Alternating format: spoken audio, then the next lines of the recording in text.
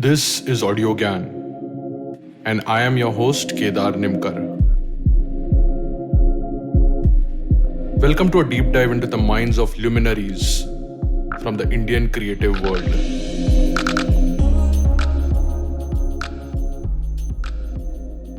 In late 1800s, a Spanish architect, Antonio Gaudi, said that there are no straight lines or sharp corners in nature.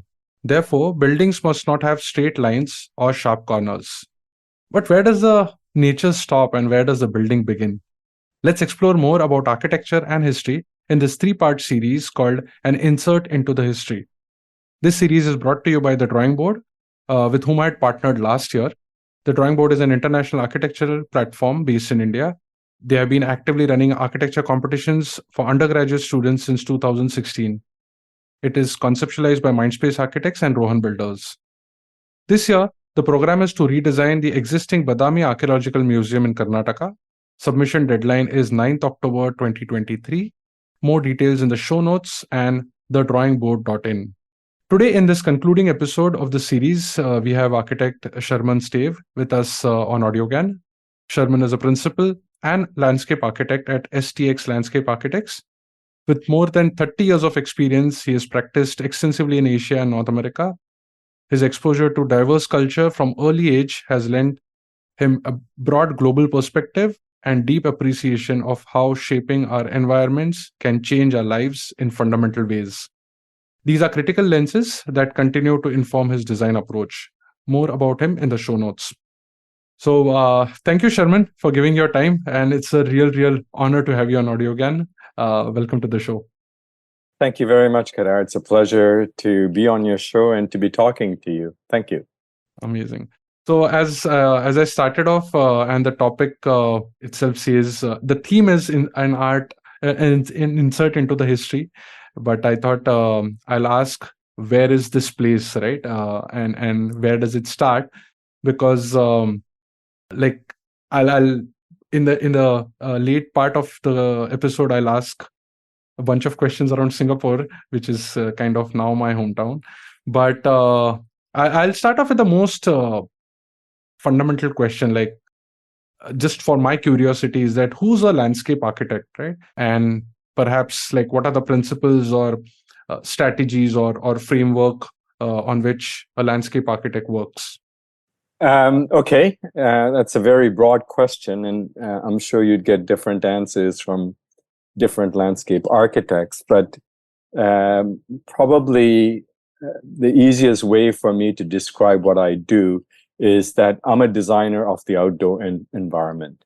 So everything essentially outside of a building, including the placement of a building on a landscape, is something that I am involved in.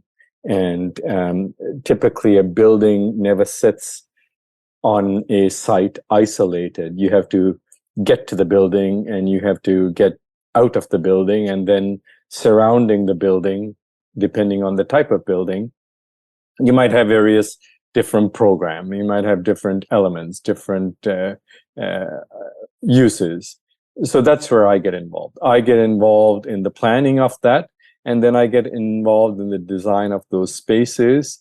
And I'm the go-between between what you want to build and what the site is. And I try to bring the two together. That's what landscape architecture is to me. Got it. And any guiding principles are there when like you're designing? I know it's like a more of a academic thing, but like what could be the key top considerations while doing that? Yeah, there are guiding principles, and I think for me, it always starts with the site.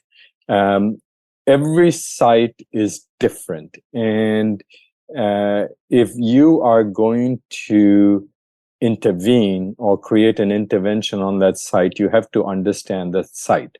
So the first principle is you need to go to the site and you need to do your homework. What is that site about? And when I talk about the site, it's not just the physical site, but it's also where does the sun come up? Where does it go down? How does it affect the site? Where are the winds? Where's noise coming from? Where does the noise go? Understand the site, and the site will tell you what you can do on it. And never try to do too much, and never try to force a site to do something that it just cannot accommodate, because that'll end up in disaster. All of the flooding that you see on the coastal areas are people that built on sites that just can't accommodate it, right? So you get a lot of flooding. Now, if a landscape architect was involved, maybe they could have told you that. The first principle is understand the site, and then advise your client and the architect what the site can tolerate. And if you start there, you're on your way to success, right? So that's the main thing. Start there. Got it. In fact, that reminded me of one quote which I recently heard in, I think, Art and Ideas podcast, where B.V. Doshi, he said, is the architecture defined, in his obviously like a questionish kind of a format, is the architecture defined by theory or its convention, or is it something which is rooted in the place? So like, where do you see this? Like how big or small the overlap is? Because with the entire capitalist mindset, you have certain areas to be designed in a particular way. So how do you look at that? And then maybe we can extend that further to the theme of the competition, Badami. But yeah, like where do you see the big trade-offs are being done, or how do you see that kind of dynamics operating when certain site, as you said, the flooding happens, right? So when there could be certain sites where it's not possible or it's not recommended, but it's just needs that setup. So like how, where what are the trade-offs then?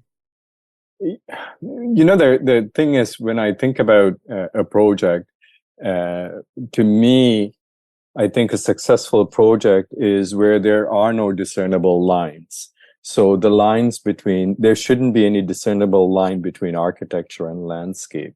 It should, when you enter that site, it should feel like it was always meant to be there. And it feels very natural. If it feels forced, then it probably was forced, right? So I think a site will dictate the type of architecture. And I think any good architect will tell you that their architecture responds to the site. It responds to the context. It responds to the climate. It responds to, what's around it. And I think that's quite important. You really need to let nature speak to you, the nature of the site. And if you do that, and I think about the works of Jeffrey Bauer, for example, every project that he did, he responded to the context of that site. And if you do that, you can't go wrong. And there's very little distinction between where the landscape starts and stops in Jeffrey Bauer's work. It's seamlessly integrated, and that's the way it should be. So I think that, to me, is sort of very important. And with any site, whether it's a archaeological site, or whether it's an urban site, or whether it's a rural site, it is again, that seamlessness that you get from the architecture and the landscape that is really, really important. And if you have like-minded individuals, an architect and a landscape architect working together, I think this is when a project becomes quite magical, because you work with each other to basically bring out the best, right, of what is the potential that can be realized from that project. I hope that answers your question. I'm not quite sure if I did. Yeah, no, yeah, but I have a follow-up on that, because when I spoke to Prashant Pole, he mentioned about making spaces more inclusive. So yes, there could be certain names given to certain architecture buildings, For example, a hospital might look different, but there's no need of having a museum or having a mall have a very exclusive nature to it, right? It can blend into living public spaces. So in that context, like, are there any nuances where the building is being thought of, but because of the topology or something, it creates exclusiveness? Then how do you sort of balance it out? Um, yeah, that's actually quite tricky because again, sometimes it depends on the program of the building, as you say, right? Because if it's a hospital, it has a very specific program. A hospital will never be designed in the same way as a shopping mall, for example. That also has a very specific program. And the nature of the project is going to define or help define the nature of the architecture. And that will correspondingly have an impact on how the landscape then accommodates it, right? And I think with every single project, you have to reinvent the wheel, right? There aren't any formulas per se. So I think, with projects, whatever the project is, it will need to be, you have the program elements, but the way you actually then bring it to fruition is going to be different. It has to be different because the sites are different. Now, in terms of an expression, though, I think most of the work that I do is it's a very contemporary expression. I don't try to be nostalgic. I don't try to be stylistic. It's absurd to create some sort of a Italianate villa in India, for example. It doesn't make any sense, right? So, if anything, I try to stay away from stylistic conventions because then you're letting a style design it for you, which is not very sensitive at all. The sensitivity comes from responding to your context, and then let your personal sort of aesthetic inform that. Let your personal aesthetic inform the expression. And I think that's and my bias has always been quite a contemporary. I look at contemporary forms and contemporary architecture and contemporary art, and I try to design something that is true to its time. I'm not trying to design something that's in the 18th century. I am trying to design something that not only has a sense of place, which is its site, but also has a sense of time, which is the now. It's an expression of who we are now or what we aspire to be. And there has to be that type of honesty to the project. And if you do that, you will inevitably, I think, get it right. It's not always easy. It's tough, but you do need to let it boil to the surface, so to speak, and be honest. Yeah. Got it. But now it's a beautiful thing, right? Like the theme of the competition is to design the Badami Archaeological Museum, and we are designing it now while the entire context is very historical. So, I mean, the last two episodes, yes, we have been giving some clues to the students, but in your kind of view, where would you draw the line? Would you respond it to the way it is now, or would you try to just recreate some pieces as a landscape designer and then continue the museum? What are your thoughts around it? When you're dealing with an archaeological site, and especially something that has historical value, you have to show it respect. And by respect, I mean you have to do your homework. What is the original intention of that site? What was it meant to be? What did it mean to the people, when it was first conceived, when it was first constructed?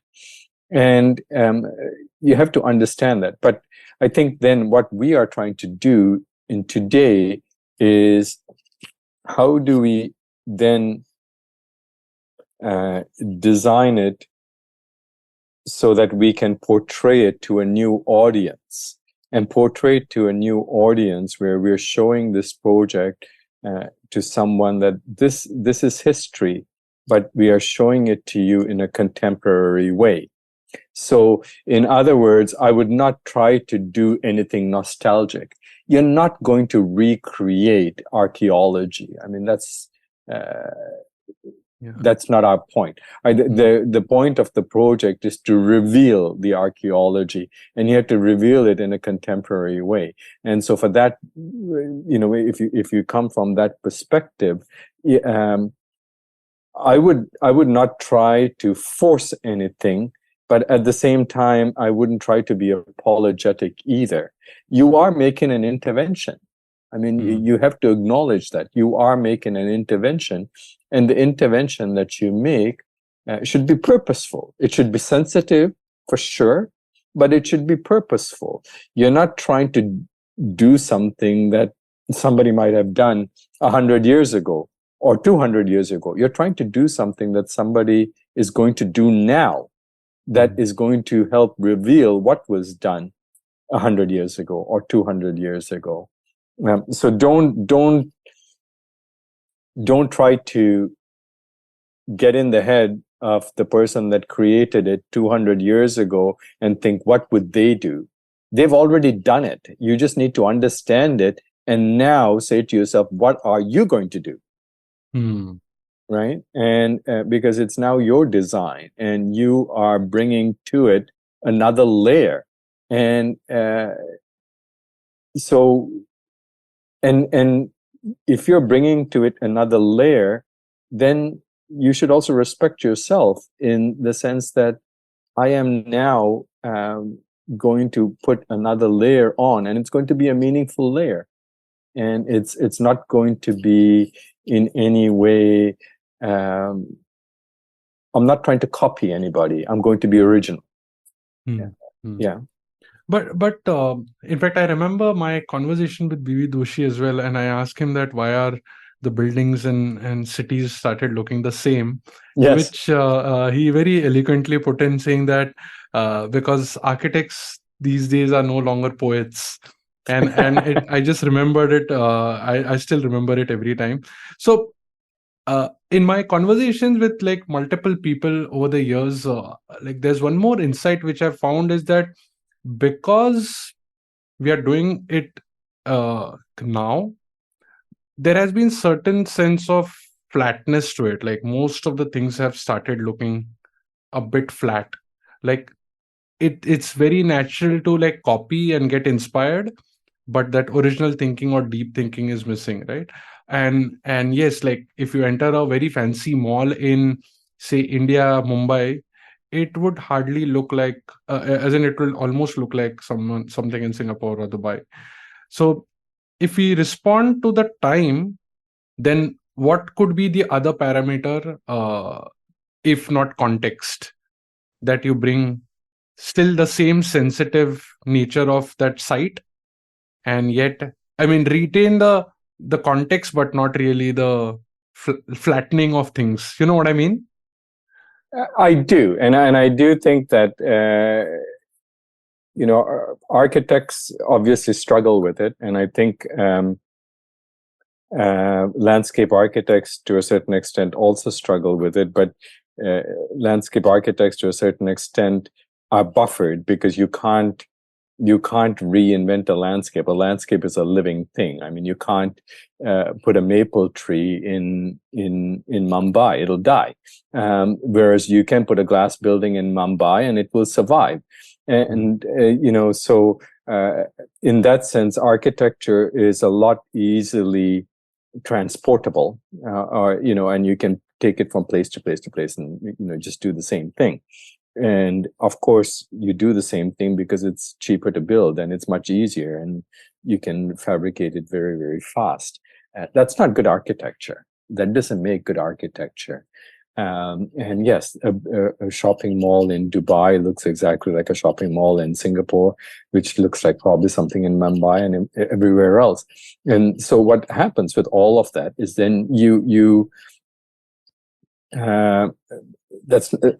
I don't think that's a good thing. I mean, yes, we all shop at the same places as well. I mean, we all eat the same food and go to the same fast food and shop Levi's and so forth, and you can get all of these franchises in all of the malls all over the world, right? So it's become ubiquitous. But what that does is that I think it very subtly, and maybe not so subtly, it whitewashes identity. And that's a very, that's something that I think is unfortunate, because identity comes from where you are, your sense of place, your culture, and so forth. And so if your built environment does not reflect that, then I don't think you're doing a very good job. Whether you're an architect or a landscape architect, you failed. You've taken the easy way out, and that's really, really unfortunate. I'm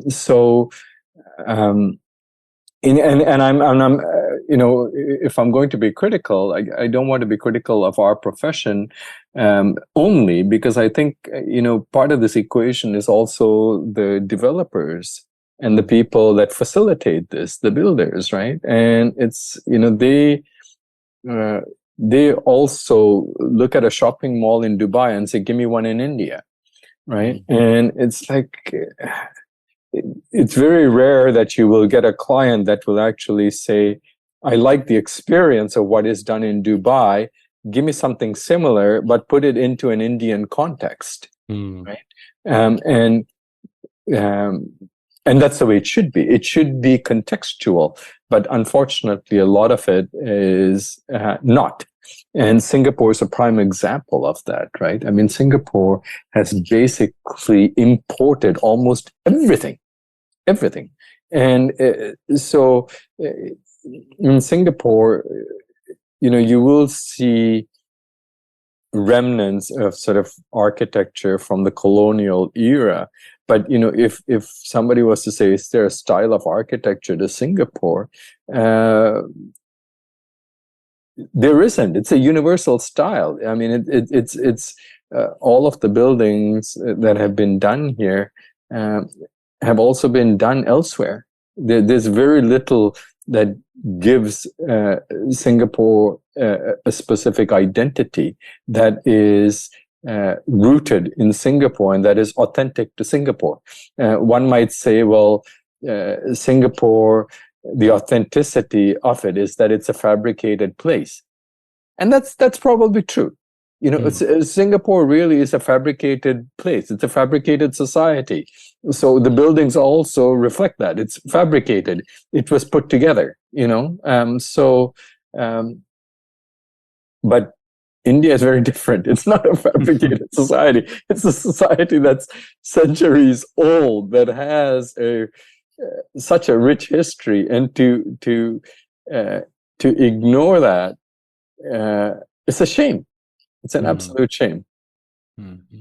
So how can the landscape design contribute to the interpretation or the visitor experience, right? In case of a museum, in case of a mall, in case of any archaeological site, can you help us picture probably send any example where the landscape has really augmented the overall experience of a building? Plenty. I think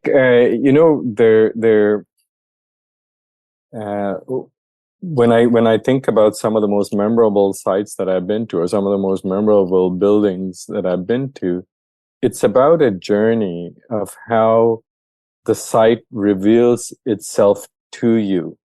And it's not something that you see all at once. It's actually unfolding. Absolutely. And and you have to take your time to digest it, right? So, and there's a specific route or path that you have to take in order to be able to finally reach the end point and say to yourself, okay, now I get it. Now I see it. Now I see the whole thing, right? And that is powerful. And so whether it's the site that we're talking about, the Badami site, but also with other sites that I've been to, whether they're archaeological sites or any other types of landscape, it's about the journey. It's about the journey, and obviously you're walking. Some of the sites you can actually drive through, but the sites that we're talking about, you're walking it and you're discovering it. And so that journey is actually the sequencing of that, the choreography of that, and how the pace and how the spaces either open up or close down or get you to move to the left or to the right, up or down, is very, very important. And a skillful landscape architect and a skillful architect will manipulate the site in very subtle ways to elicit a particular response from you, right? And to so that by the time you end up at where they want you to end up, you have gone through a series of experiences that have brought you to this place. And that experiential quality is what you'll remember. That's what you're going to take away. And it's a case of, you won't need a camera. You will actually it's already in your head. You've already recorded it. And that's how I know that then we've done a successful job. Yeah. So any recently seen or like any example that you have like remember vividly? Yeah, I visited a garden in Kyoto, a Japanese garden.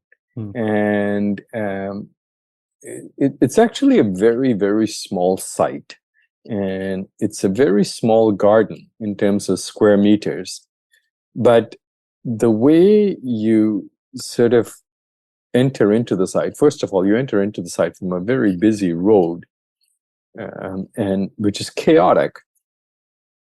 But then you cross a threshold and immediately there's a change in pace. There's a change in the quality of the space, in the light, in the textures of the space.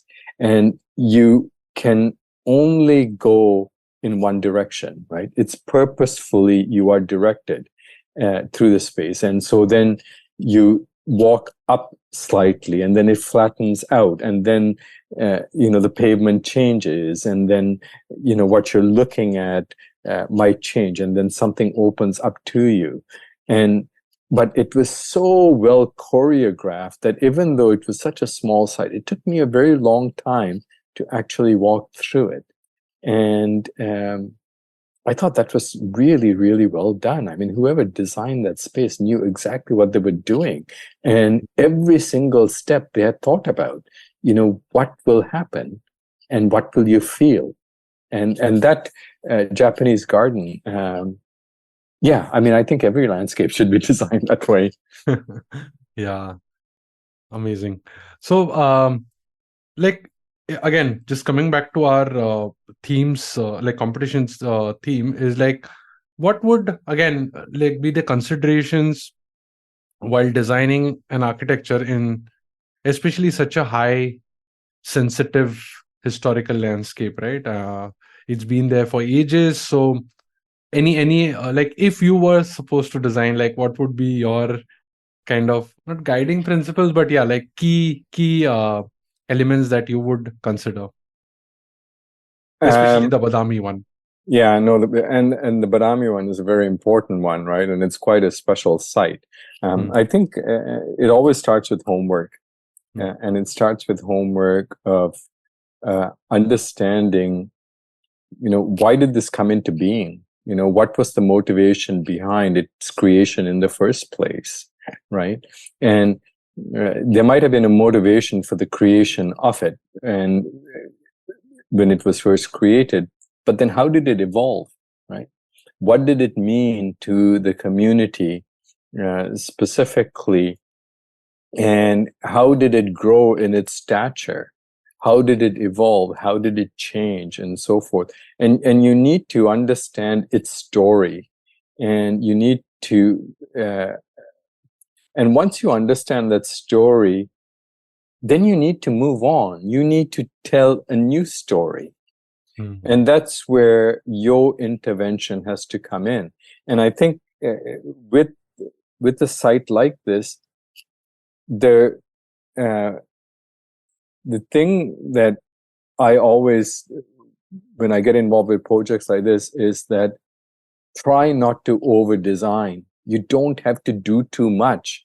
You just need to make some very specific surgical interventions, and that's it. You don't need to do too much, and that can help to actually not only respect the site but also take it to a newer audience.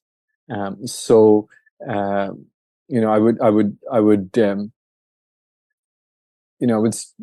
try to think of, well, what is it that I can do here that might help, bring it to a newer audience, that can reveal something to a contemporary audience that is also a contemporary design, right? So don't try to design something that is something that might have been designed 100 years ago, right?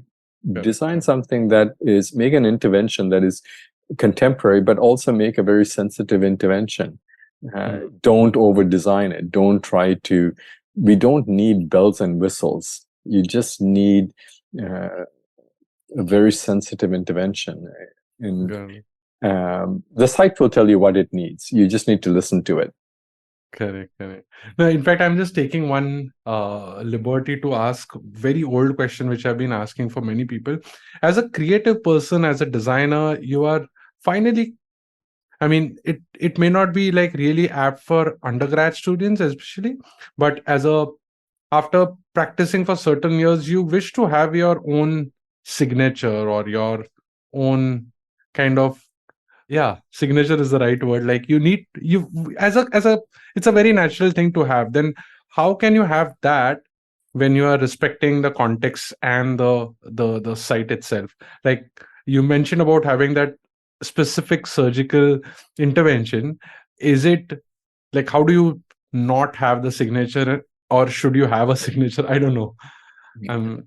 If anything, not having a signature is a signature. And I actually prefer that. I think that if you have a signature, what you are actually doing is you're restricting yourself, and you have thwarted the design process, and you have thwarted the design expression simply because you are constrained by something artificial, which is your signature, right? And your signature, it is artificial, it's invented. And if you do that, then you unnecessarily put yourself into a straitjacket. And I'm just thinking of someone like, very famous architect, Richard Meyer. He does white buildings. That was his signature. I don't know. I find that absurd as a landscape architect, that if you have a signature that's so specific that you can only do white buildings because that becomes your signature. No, your signature, my signature is that I don't have one. My signature is that every single project that I do, I hope looks different. They probably don't. There are probably similarities with a lot of the work that I do, but it's not intentional. I purposely try to make sure that I try to respond to the site, and I try to respond to the site and the program and the client in a way that is very, very new. I try to reinvent the wheel every single time. And if my legacy is that every project that I've worked on is different, I think that's a good legacy, because then it tells me that I've actually become a sensitive designer, and that I'm putting my need to sort of put my print on something, and just actually responding to what the site dictates, what the client's aspirations are, and what the program is, and what the people want to do with it, right? That's more important. And leave it at that. You don't need to do anything more.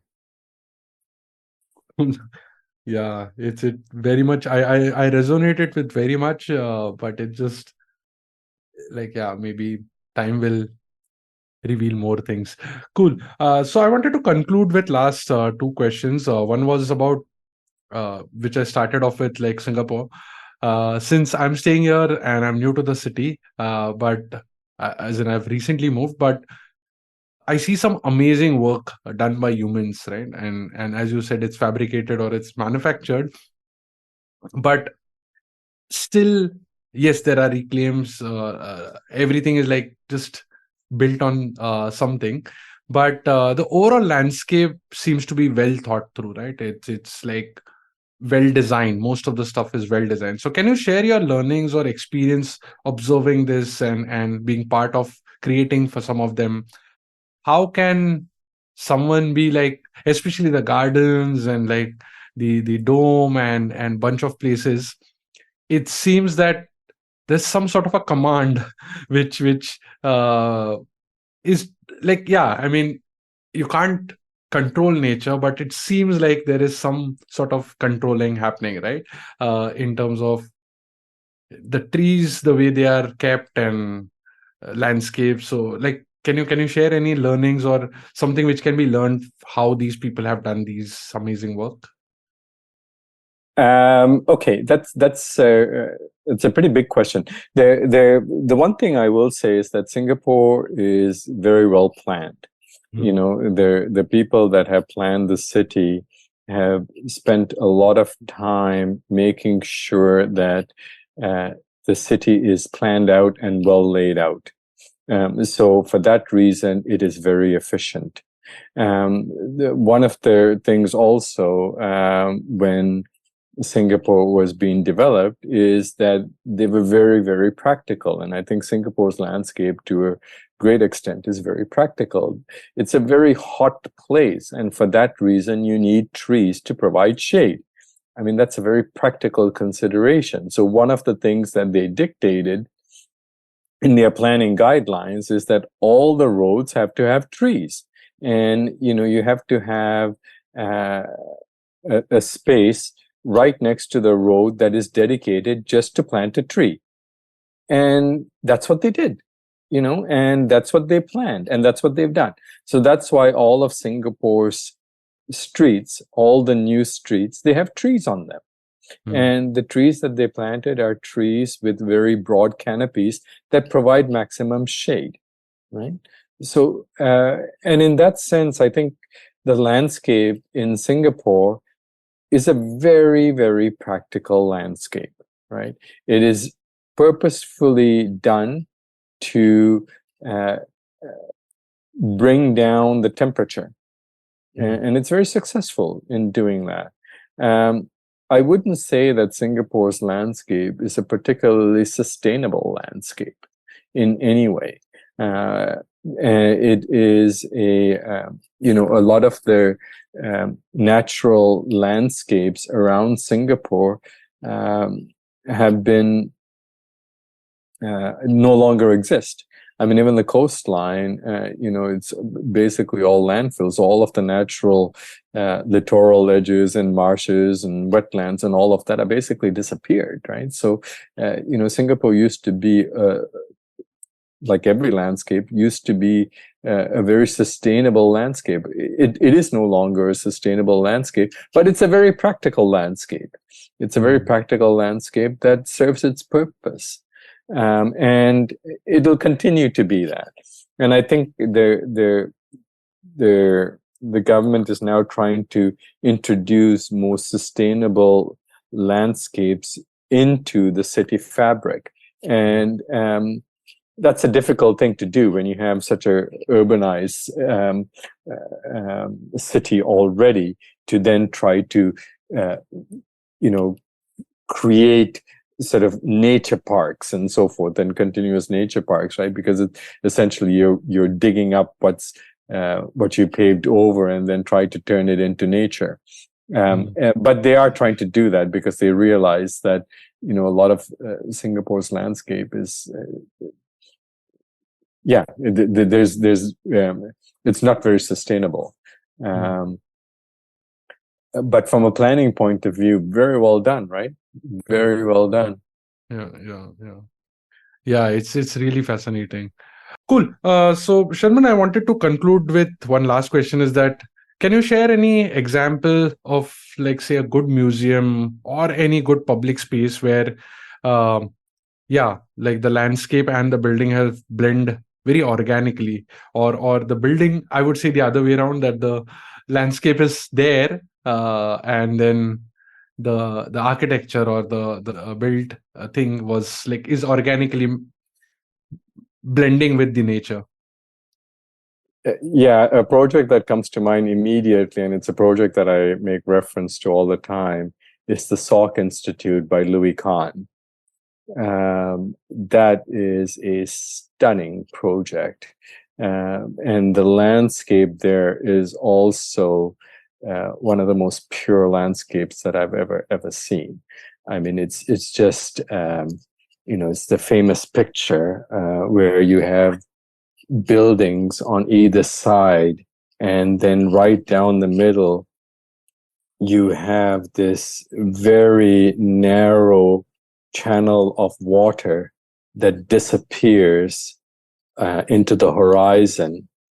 And it is so powerful because essentially, it's a conversation between the earth and the sky, and the meeting of the two in infinity. I mean, my God, that is just, and that is just, Louis Kahn just made one move.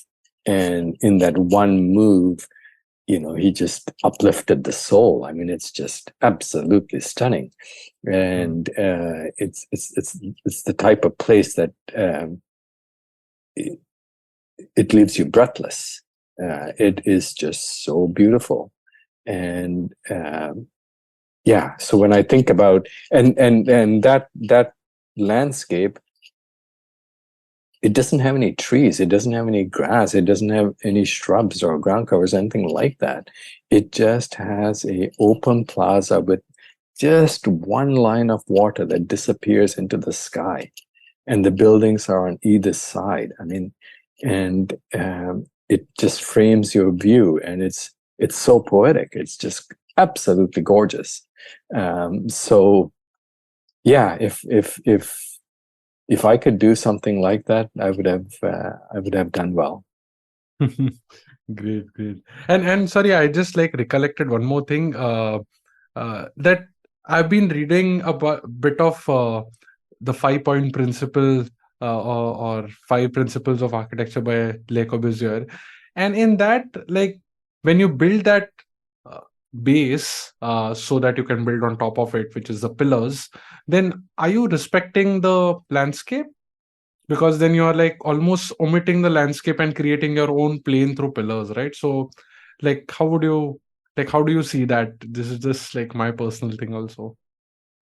It's a very interesting theory, and I think it is gaining more relevance now because of you think about the density of cities, and I think Corbusier was probably anticipating that when he started to talk about doing buildings in this manner. He was starting to anticipate that we're going to be having urban environments where you're going to get very high densities, and the buildings are going to be very, very close together. And one way to free up the ground plane and to maintain the ground plane is to actually keep the ground plane free and put the buildings up above, right?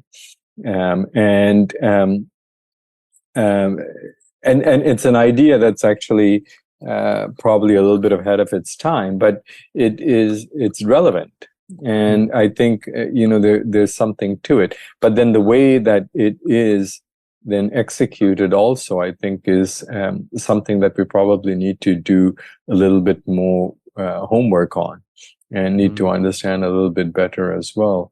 But Corbusier's ideas are very interesting. I mean, he was someone that was obviously always thinking much further into the future of what human settlements were all about. And when you think about all of the flooding that is happening in the coastal towns, the idea of putting architecture on top of pillars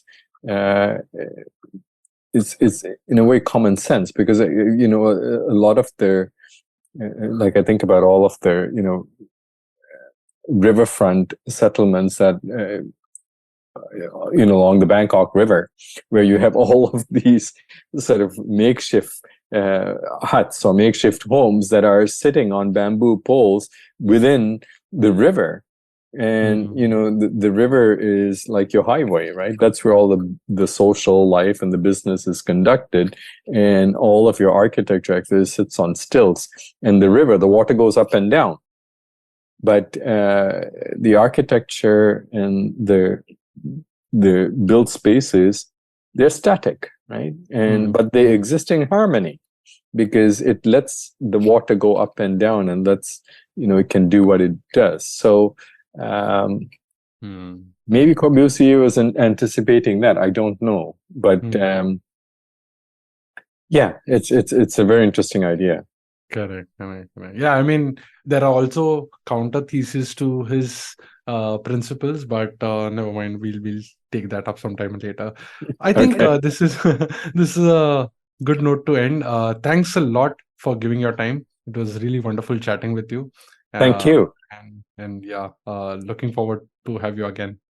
Thank you very much. I really enjoyed this, and I look forward to listening to more of your podcasts. Thank you. Cool. Thank you. That's it. And that's it from today's Gyan session. For show notes and more Gyan, visit audiogyan.com. And if you wish to connect with me, I am at Audiogyan Moments on Instagram. Until then, take care.